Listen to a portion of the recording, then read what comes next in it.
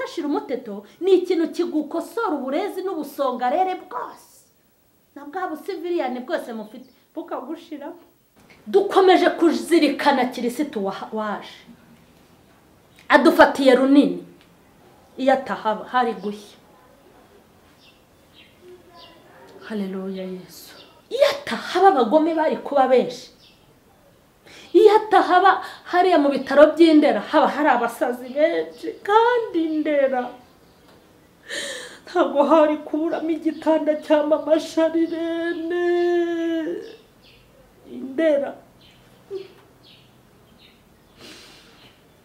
Indera hari kubonekamo igitanda cyanjye.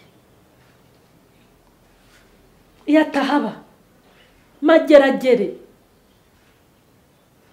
mba mpafite akabanza. Iyo atahaba CHIK mba mpafite igitanda. Iyo atahaba ibyo mwigira ngo babatwarira abagabo. Iyo atahaba gusa ngo aduhagakize twari kubajyana da. None se nkubeshye twari kubatwara. Amarira ufite wari gukomeza kurira, ku mubabaro ufite hari kwiyongeraho uwundi, ku byago ufite hari kwiyongeraho ibindi, ariko yarahabaye. Nashimwe rero kuko yaje. Ntimubone ibisambo polisi yirirwa ifata. Yesu yabafashije kubifata. Kuko ubonye abarokore Yesu yambuye imbunda, yambura ibyuma bibaga batera za Gatarina, ariko ati nimujugunye mbahaye Bibiliya. Barahari ni benshi. Yafashije polisi gukora akazi. Hemwirirwa murira ngo covid, ngo urukingo, ngo rurimo shitani, ngo rurimo dayimoni. Hari ibintu byajemo shitani wowe ntiwamenya amakuru. Kandi aya ngaya uvuga nuko wumvise bayahwihwise. Hari ibindi abantu batigeze bavuga, hari ibindi abantu batigeze bamenya, hari ibindi abantu batigeze babonye, byabonywe na nyakubahwa Imana arabinetraliza yanga ko bigera mu bantu. Ibyo ntazi nibyo utamenye yarabipfobeje kuko turi ubwoko bw'Imana. Ndabashuhuje mu izina rya Yesu Kristo. Amahoro y'Imana nabe muri mwe. Nizere ko mumeze neza, nizere ko mukomeye, kandi nizere ko muguwe neza. Amahoro y'Imana ari mu buzima bwanyu, amahoro y'Imana ari mu miryango yanyu, amahoro y'Imana ari mu bihugu byanyu mutuyemo, baba twebwe abanyarwanda, abaturanye mu bihugu bya Afrika, mu mugabane w'Uburayi, muri Amerika, muri Europe no muri Australia. Aho hose aho munkurikiranira muri n'abanyeshuri bari ku ishuri, n'abamwarimu, n'abaganga bari kwa muganga, abantu mwese ndabashuhuje kandi nizere ko amahoro y'Imana akomeje kubana namwe. Turabakunda rero, ndabakunda cyane. Abakurikirana mama Sharirene official ndabakunda kandi mbahoza ku mutima. Niyo mpamvu Imana iba yantekereye ikampa ibyo kubagaburira. Imana yacu rero tubanje kuyishimira muri aka kanya. Tuyishimiye inzira twagiye tunyuranamo nayo, kandi tuyishimiye aho twatereye ko twatereranye nayo, tuyishimiye ko twatambitse twatambikanye nayo, ubuzima twagiye tunyuramo bwo kumanywa ndetse na ninjoro ntiyadutereranye, yabaye mu ruhande rwacu. Dushimiye Imana iduhaye kugeza muri uku kwezi kwa 12, kandi nagira ngo mbabwire ngo tuzanakurenza mu izina rya Yesu. Kandi hagize n'abataha ntago mwaba mugiye nabi nk'ibigwari, muzataha mujye mu ijuru. Hanyuma rero Imana y'amahoro nibaha umugisha. Wenda ijambo rindi ku mutima nzaritanga mu kindi kiganiro tuzagira kimeze nk'ikizasoza umwaka cyangwa kizatangiza umwaka. Nzabashimira by'umwihariko mbabwira ukuntu muri inkoramutima z'umutima wanjye, nzababwira ukuntu mwabaye intwari mukamfasha kurwana urugamba, mwafashije kwiyubaka, mumfasha kumva ko ndi umuntu w'agaciro ndetse w'umumaro. Kuko aho ngeze ntago ari imbaraga zanjye ngenyine, amaboko yanyu yambaye hafi, kandi ijwi ryanyu rimpumuriza ryagiye rinkomeza. Rero kuba mbafite bintera courage, nicyo gituma mpora imbere yanyu. Ni bimwe mu bintu bihumuriza umutima wanjye. Munyemerere cyane mbashimire. N'Imana y'amahoro ibaho umugisha mwebwe abakunzi banjye mwese.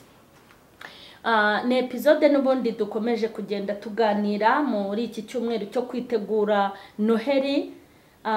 nifuje ko tuganira mu buryo bwo kubahugura, ntabwo tuzaganira mu buryo bwo kubigisha no kubabwiriza, ahubwo tuzaganira mu buryo bwo kubahugura, kuko inyigisho nagiye nzitanga za Noheli na Bonane, gusoza umwaka no gutangiza umwaka, kuri cano yanjye biriho. Tugiye gusoma ijambo ry'Imana. Tugiye gusoma ijambo ry'Imana, niryo tugenda dusoma muri ubu butumwa bwiza uko bwanditswe na Mata igice cya mbere umurongo waho wa 23, ngo dore umwari azasama inda kandi azabyara umuhungu, azitwa Emmanuel, risobanura ngo Imana iri kumwe natwe. Niryo jambo twashingiyeho tuvuga mu gice cya mbere. Twagiye tuvuga ukuntu Yesu yakoze. Twaraganiriye mbabwira ukuntu Yesu yarakoze kuba yaremeye kutuvukira, niyo magambo bushize twaganiriye. Ariko aka kanya ndashaka tuganire, dukomeje guha agaciro kuvuka kwa Yesu, kandi dukomeje guha agaciro ubwitange bw'uriya mugabo, dukomeje guha agaciro ibyo yadutanzeho, ndetse turazirikanye cyane urukundo yadukunze, ndetse tugomba kubiha agaciro, tukabishyira mu magambo no mu bikorwa, tukabimubwira tukanabimwereka, kuko nawe adukunda ntigeze adukunda mu magambo, yadukunze mu magambo no mu bikorwa, natwe rero tugomba kubimwereka. Ikintu nshaka kuzibandaho cyane ni uguha agaciro imbaraga yatanze kugira ngo tubabarirwe tunabeho, kandi ni uguha agaciro urukundo yadukunze. Urwo rukundo ntago reba ukuntu Yesu agira urukundo. Yagize urukundo ku buryo yambara akamero k'umuntu, yemera gupfa urupfu rubi rwo ku musaraba, yemera kuza muri iyi si mbi y'umwijima w'icuraburindi, asiga icyubahiro cy'ubwiza bwe, akuramo ikamba ry'ubwami bamwambika iry'amahwa, bamukuramo ikanzu nziza yari yambaye y'umweru bamwambika akabindo ari umuntu w'umugabo, bamuzunguriza imitwe ngo bakamukora no mu bwanwa. Mureke mbabwire, Yesu yasize icyubahiro, yatakaje byinshi kugira ngo atubone. Iki gihe rero ni icyo gutekereza ku rukundo rw'Imana, bitari iby'amagambo, bitari iby'umuhango nk'uko dusanzwe tubimenyereye, ahubwo aho wicaye aka kanya biha agaciro, uvuga uti Kristo yarakoze kuko yancunguye, yarakoze kuko yampfiriye, yarakoze kuko yaje kunyitangira. Ntubivuge mu magambo gusa, ahubwo ubishyire no mu bikorwa. Dukomeje rero kumushimira yo kabyara, yarabonetse kugira ngo mbeho, kandi kugira ngo mbe tugeze magingo aya ni ukubera Yesu. Hari ibintu byinshi njya mbona twigira, nkabona nuko turi kwidegembya. Dufite Yesu niyo mpamvu twidegembya, dufite Yesu niyo mpamvu twiryagagura, kubera yuko Yesu yataza kuhaba ibi twigira byari gushira. Ubu hari imodoka yitwa Shira Umuteto, hari imodoka bita Shira Umuteto. Iyo modoka urahagarara, ye baba data we, hari igihe umuntu ayijyamo, nko buri umuntu wemerewe kwicara muri iriya modoka. Harimo imyanya y'abantu batwite, harimo imyanya y'abantu bakuze bashaje, hakabamo imyanya y'abantu bafite ubumuga. Noneho rero urumva udafite kimwe muri ibyo urahagarara, kandi ushobora kuba udafite ubumuga, udafite inuza, udafite urugingo rwawe rwacitse, ariko mu mubiri wawe ufite intege nkeya. Iriya modoka rero yitwa Shira Umuteto. Impamvu nabonye ari Shira Umuteto, urahagarara paka cyuzuye, urugendo rwose ukora urukora uhagaze. Yesu rero yataza kuvuka, hari kubaho imodoka izo za Shira Umuteto, hakabaho ibiryo by'ibishira muteto, tukabyara abana bashira umuteto. Ikintu bita Shira Umuteto ni ikintu kigukosora uburezi n'ubusongarere bwose, na bwa busiviliyane bwose mufite bukagushira. Shira Umuteto, hari ifu y'ubugari yitwa Shira Umuteto. Iyo fu yibonye, Mana uzandinde ifu ya Shira Umuteto, kandi rwose Imana izadukorera ifu nziza. Ikintu bita Shira Umuteto rero ni ikintu kikugeraho ku buryo utongera kwinyagambura, uhita ufatiraho ugaceceka ukaruca ukarumira. Shira Umuteto. Yesu iyo ataza kuhaba mwari gushaka abagabo babashira umuteto, mukabyara abana bashira umuteto, mukabona akazi kashira umuteto. Reka mbabwire, muba mwarashize imiteto. Ariko kuko Yesu yaje, haleluya, nubwo tuba turi mu bibazo turibebeza, nubwo tuba turi mu ntambara turibebeza, uko njye nibebeza kuri Yesu. Muri make turatwara gashize.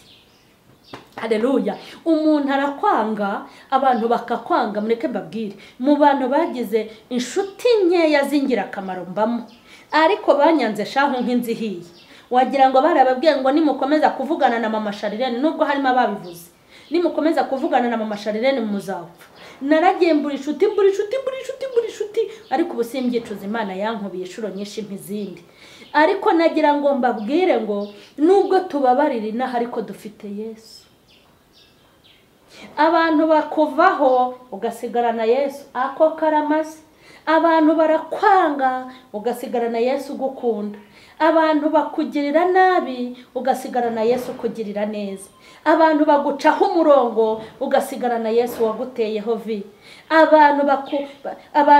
Abantu barakurwanya ugasigarana Yesu kurwanirira. Abantu bakuvuga nabi ugasigarana Yesu kuvuga neza. Abantu bakugabanyiriza imyaka yo kubaho ugasigarana Yesu ukongerera imyaka yo kubaho. Abantu bakwambura ijambo ugasigarana Yesu uguha ijambo. Abantu bakwica uko bwije nuko bukeye ugasigarana Yesu uguha ubuzima. Yesu yataza rero, ibintu byose twari kubamo byabaga byitwa shira umuteto. Ubu ngubu iyo abantu bakwirukankishije bakababaza umutima wawe, wirukira kwa Yesu akazamura ibiganza ati ngwino mwana wanjye ujye mu gituza cyawe, ukiryamira ugasinzira, stress na mukushi na shikani zose zigashira. Ariko Yesu yatahaba, n'ukuntu urifubye iyo atahaba, n'ukuntu bene wanyu bakuriye iyo atahaba, n'ukuntu wirera kandi ufite famiye iyo atahaba, n'ukuntu wacikije amashuri kandi bahari ntibakwishyurire iyo atahaba, n'ukuntu burara kandi babimenye mufitanye isano iyo atahaba. Haleluya. Iyo atahaba nganze mubyinire nuko ntazi kubyina namubyinira yo kabyara nkamubyinira. Reka mbabwire, iyo atahaba abaduhirishamo mu nzu z'imbohe, ubu tuba turi muri gereza twarakatiwe tuzira ubusa. Iyo atahaba amahembe baduterereza ari kutugeraho ububasha. Iyo atahaba imanza dufite ntitwari kuziburana. Iyo atahaba abanyeshuri bamwe ntimwari kwiga ngo murangize. Iyo atahaba abapakazi shama mwaratwaye abagabo b'abandi. Uzi Yesu iyo atahaba mwari kumbona.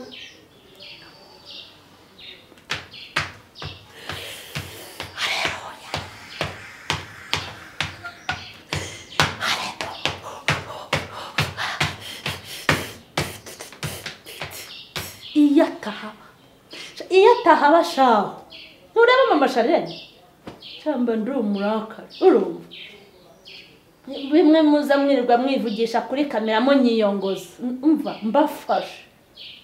Yesu yarahabaye.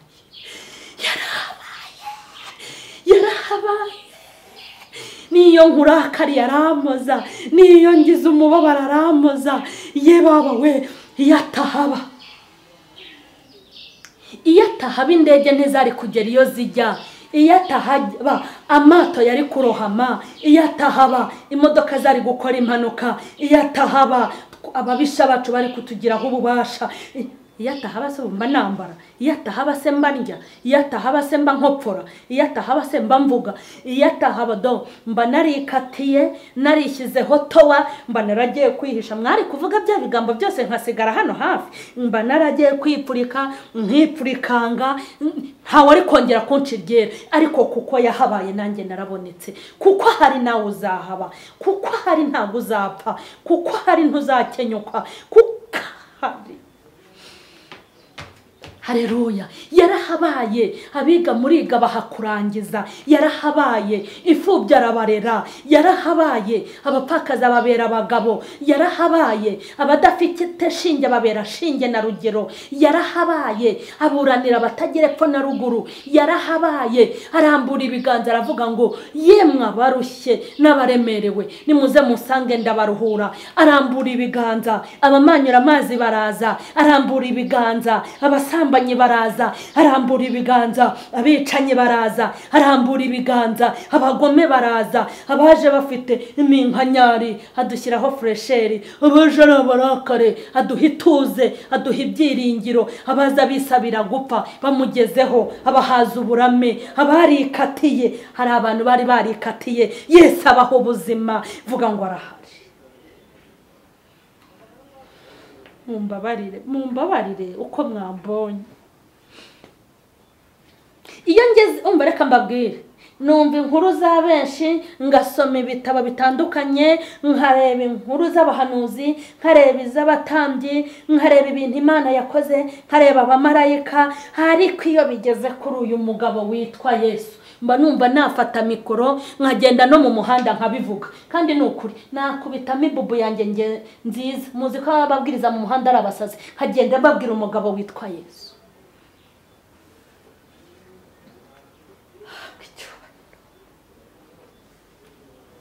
Dukomeje kuzirikana Kirisitu waje, adufatiye runini. Ntimubona ko dufite imanza nyinshi? Iyo atahaba izihari zari kwibukuba inshuro nyinshi. Ntimubona ko dufitanye ikibazo cy'isenyuka cy'ingingo? Iyo atahaba byari kwikuba inshuro mudashobora gutekereza. Ntimubona ko dufite ikibazo cyo ko abagore bagenda bicana n'abagabo? Iyo atahaba ngo urebe. Iyo atahaba ku bibazo twari dufite hari kwiyongeraho ibindi, ku bukene bwari buhari hari kwiyongeraho ubundi, ku bibazo bihari hari kwiyongeraho ibindi. Ariko kuko yahabaye agenda neutraliza, afasha abashinzwe umutekano, agafasha uburezi, agafasha perezida wacu, agafasha ibyiciro byose bigize igihugu. Aho mutuye mu Burayi, aho mutuye muri Amerika, aho uri hose, Yesu ni umuterankunga mukuru. Iyo atahaba hari gushya.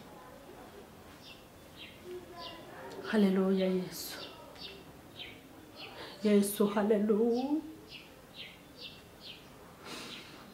Ayewe, hari umuririmbyi waririmbye aravuga ngo I love you, je t'aime, nakupenda Yesu,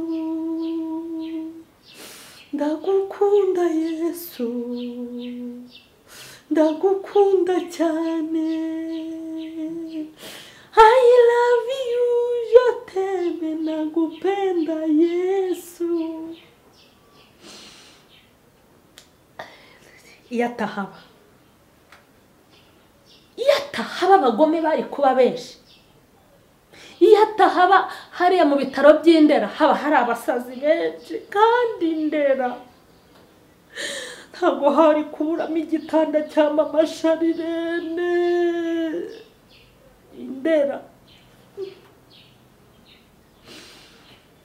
Indera hari kubonekamo igitanda cyanjye. Iyo atahaba Mageragere mba mpafite akabanza. Iyo atahaba CHIK mba mpafite igitanda. Iyo atahaba ibyo mwigira ngo babatwarira abagabo. Iyo atahaba gusa ngo aduhagakize, twari kubajyana da. None se nkubeshye, twari kubatwara.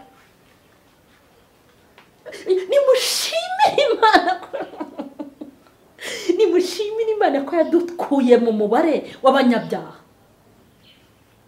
yagiye atugabanya.